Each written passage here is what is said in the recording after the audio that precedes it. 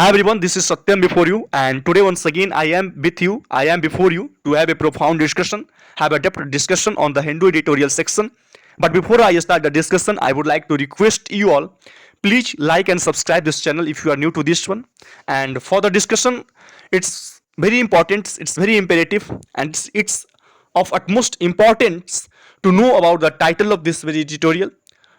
of this very article. So, moving towards the title is crystal clear that it's what a split over हिजाब. हिजाब को लेकर क्या है, स्प्लिट है, मतभेद है on the supreme court verdict, और क्या है, सुप्रीम कोर्ट का जो जजमेंट आया है उसके संदर्भ में इस एडिटोरियल बेस्ड है. इसका जो बेसिस है, जो बेस पॉइंट है, दैट इज हिजाब को लेकर जो मतभेद है और जो सुप्रीम कोर्ट का जो जजमेंट आया है उसको लेकर यह एडिटोरियल दिया हुआ है. आपको बता दें कि हिजाब जो बेसिक कोर क्वेश्चंस हैं, जो फंडामेंटल क्वेश्चंस हैं, जो जिसपे सभी लोगों को यह विचार विमर्श करना चाहिए कि क्या जो स्टूडेंट्स, जो मुस्लिम महिलाएं, जो मुस्लिम स्टूडेंट्स हैं, गर्ल्स पार्टिकुलरली, जो फॉलो करते हैं रिलीजियस टेनेट्स को, या फिर कोई भी व्यक्ति जो रिलीजियस टेनेट्स को फॉलो करते हैं particularly in the classroom,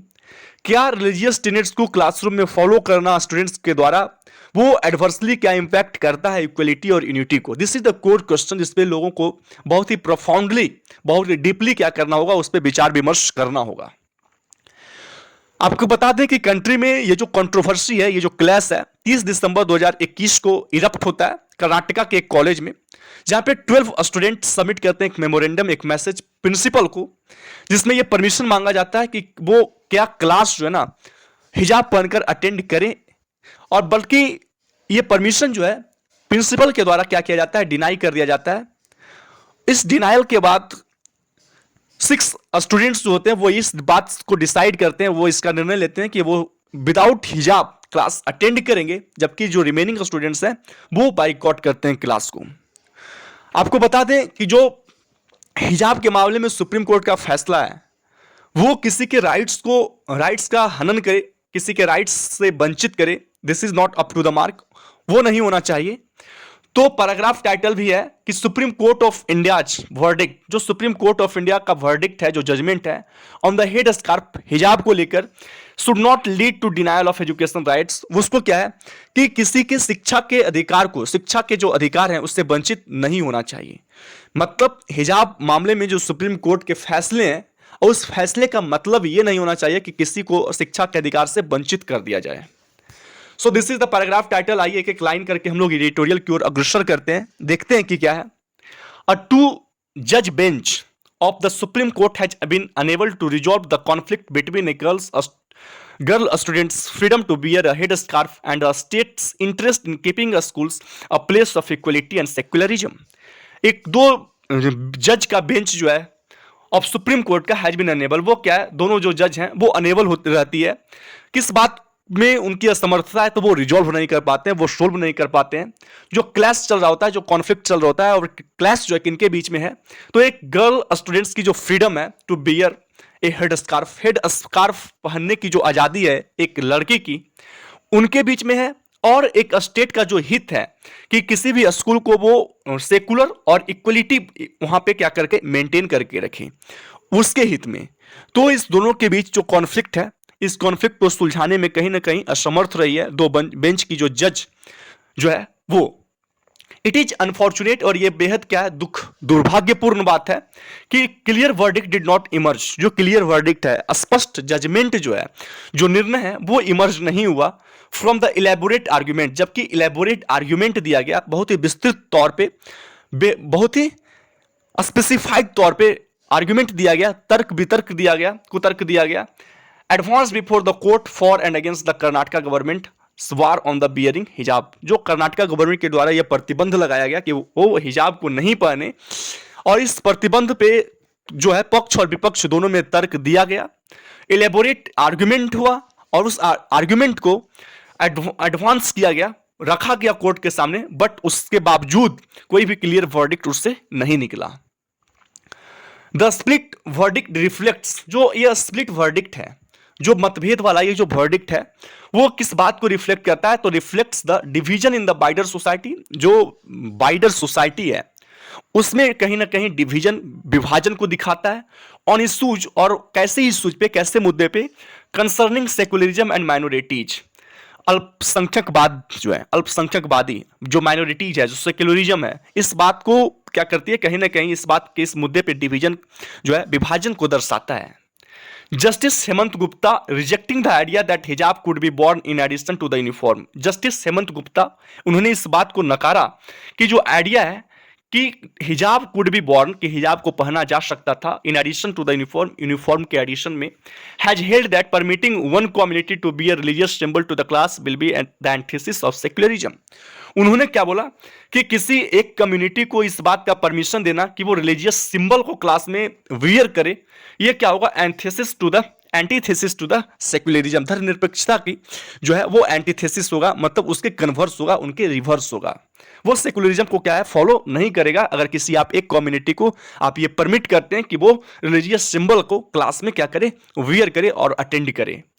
so this कुछ और है। Justice Sudhanshu Dhulia on the other hand, justice Sudhanshu जो धूलिया है, दूसरी तरफ क्या बोलते हैं कि रूल दैट, उन्होंने इस बात को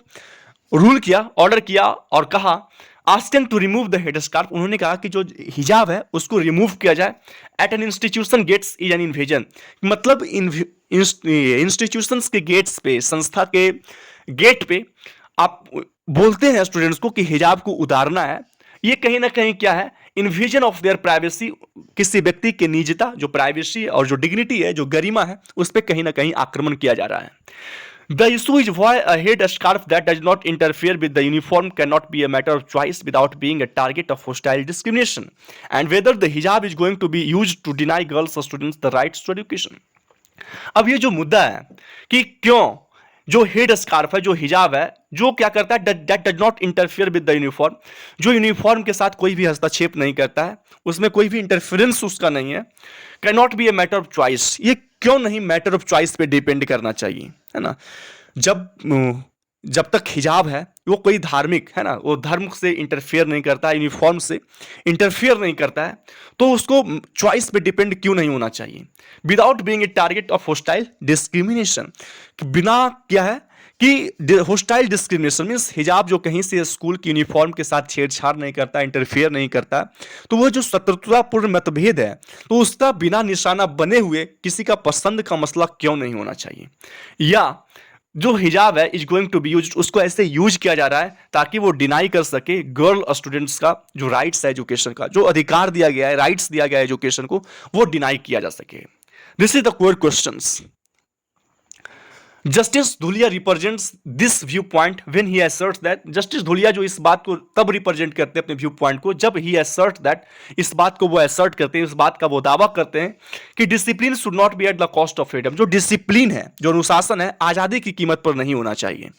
व्हेन ही वंडर्स, जब वो वंडर्स करते हैं कि why a girl child bearing hijab should be a public order problem, कि एक गर्ल, एक लड़की जो बियर करती है हिजाब को, should be a public order problem, क्यों पब्लिक ऑर्डर, जो पब्लिक व्यवस्था है, वो उसका एक प्रॉब्लम, एक हिस्सा बनती है। एंड डिक्लेयर्स दैट, और इस बात को वो डिक्लेयर करते हैं कि रीजनेबल एकोमोडेशन मीन्स जो क्या होना चाहिए, रीजनेबल एकोमोडेशन होना चाहिए, मतलब रीजनेबल मीन्स व्हाट, जो रीजन पे आधारित हो, है ना, जो रीजनेबल हो, तो रीजनेबल क्या है, रीजनेबल एकोमोडेशन मीन्स तर्कसंगत समायोजन होना चाहिए, सभी लोगों को समावेशित तौर पे लेके चलना चाहिए। Of this practice will be a sign of mature society, और ये एक साइन रहेगा, ये एक संकेत रहेगा कि आपका जो सोसाइटी है, आपका जो समाज है, वो क्या है, मैच्योर है, एक परिपक्व समाज का साइन होगा जब आप समावेशित रूप से सभी को आप लेकर चलते हैं। ही ऑल्सो इम्पैथाइजेज, उन्होंने इस बात को उन्होंने सहानुभूति जताई with the position of a girl student, means जो पोजीशन है गर्ल स्टूडेंट का, कहीं ना कहीं क्या है, who have to overcome greater odds, उनको बहुत ज्यादा कठिनाई का सामना करना पड़ता है, ओवरकम करना पड़ता है, then the boys to get an education, means एक लड़का जो बहुत ही आसानी से एजुकेशन प्राप्त कर सकता है, उसके मुकाबले में अगर देखा जाए तो जो लड़की है उनको एजुकेशन प्राप्त करने के लिए बहुत सारे ऑड्स जो है वो उसका सामना करना पड़ता है, और इस बात को लेकर उन्होंने इम्पैथाइज भी की, सहानुभूति भी जताई। Justice Gupta on the other hand, दूसरी तरफ जो जस्टिस गुप्ता हैं, हैज फोरग्राउंडेड, उन्होंने क्या किया, फोरग्राउंड किया, मीन्स कुछ इस बात को इंपॉर्टेंस दिया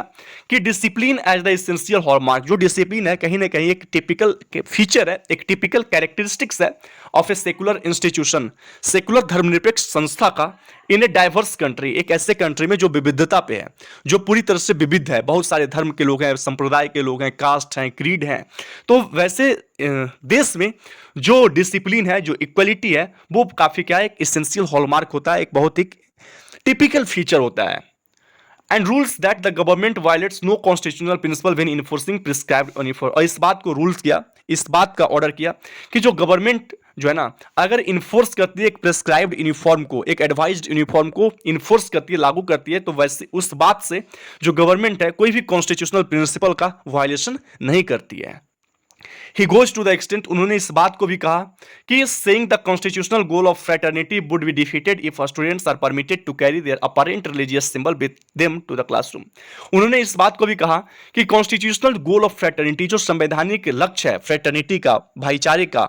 तो जो फ्रेटर्निटी का जो लक्ष्य है ना, जो ब्रदरहुड का जो लक्ष्य है, वुड बी डिफेटेड, उसका कहीं ना कहीं हार होगा अगर स्टूडेंट्स को परमिशन दिया जाए कि वो कैरी करें अपना अपरेंट, है ना, जो एविडेंट, जो ऑब्वियस रिलीजियस सिंबल है, धार्मिक जो सिंबल है ना, धार्मिक जो चिन्ह है, उसको कैरी करे स्कूल तक,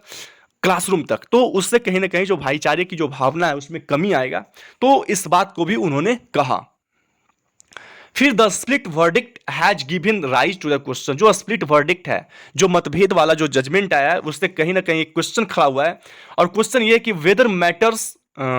on which opinion could be sharply divided and have significant political implications should be placed therefore before division benches of even numbers। जो split verdict है, जो has given rise to the questions को rise किया है, खड़ा किया है, whether matters on which opinion could be sharply divided, means वैसे मैटर्स पे जहां ओपिनियंस जो है वो काफी शार्पली मीन्स तीखी रूप से डिवाइडेड होता है, and have significant political implications, और जिसका राजनीतिक असर बहुत ज्यादा होता है, बहुत इंपॉर्टेंट होता है, तो क्या वैसे क्वेश्चंस को प्लेस नहीं करना चाहिए, रखा जाए नहीं जाना चाहिए बिफोर किसके सामने, division benches of even numbers के सामने। In the prevailing political climate, अभी जिस तरह का पॉलिटिकल क्लाइमेट है, जिस तरह का मौजूदा राजनीतिक माहौल है, तो the Karnataka government mandating either a prescribed uniform or any dress that was in the interest of unity, equality and public order was seen as majoritarian equality and public order, majoritarian assertion in the garb of enforcing secular norms, equality, discipline in educational institutions। जिस तरह का अभी मौजूदा माहौल चल रहा है, राजनीतिक माहौल चल रहा होता है, तो जो कर्नाटका गवर्नमेंट के द्वारा ये मैंडेट किया गया, ये अनिवार्य बनाया गया कि either a prescribed uniform or any dress, means कोई भी प्रिस्क्राइब्ड यूनिफॉर्म या फिर कोई भी dress that was in the interest of unity, जो किसके हित में हो, यूनिटी के हित में हो, एकता के हित में हो, समानता के हित में हो, और पब्लिक ऑर्डर मीन्स पब्लिक की व्यवस्था के हित में हो, बात सीन एज, उसको इस तरह से देखा गया कि as majoritarian assertion, means majoritarian means बहुसंख्यकवादी एसर्सन के रूप में देखा गया, और in the garb of enforcing, और किसके आड़ में, तो इन्फोर्स किया जाए सेकुलर नॉर्म्स को, मीन्स जो धार्मिक, जो सेकुलर धर्मनिरपेक्ष के आधार पे जो नियम है, जो इक्वलिटी है, जो डिसिप्लिन है इन एजुकेशनल इंस्टीट्यूशंस, मीन्स इसके आड़ में उसको सब चीज किया गया। फिर अ वर्डिक्ट दैट लेजिटिमाइज, एक ऐसा वर्डिक्ट जो लेजिटिमाइज करता है, जो वैध बनाता है दिस नॉन इंक्लूसिव अप्रोच, एक ऐसा अप्रोच जो नॉन इंक्लूसिव हो, जब सभी चीजों को इंक्लूड नहीं करता हो, जो ट्रीट नहीं करता हो पीपल को,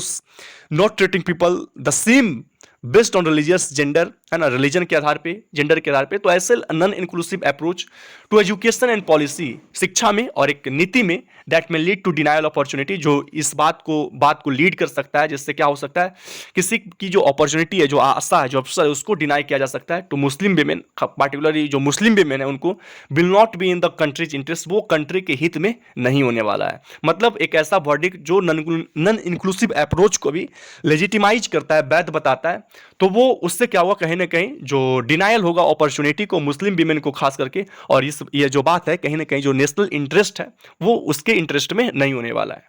रीजनेबल एकोमोडेशन मीन्स तर्कसंगत एकोमोडेशन, है ना,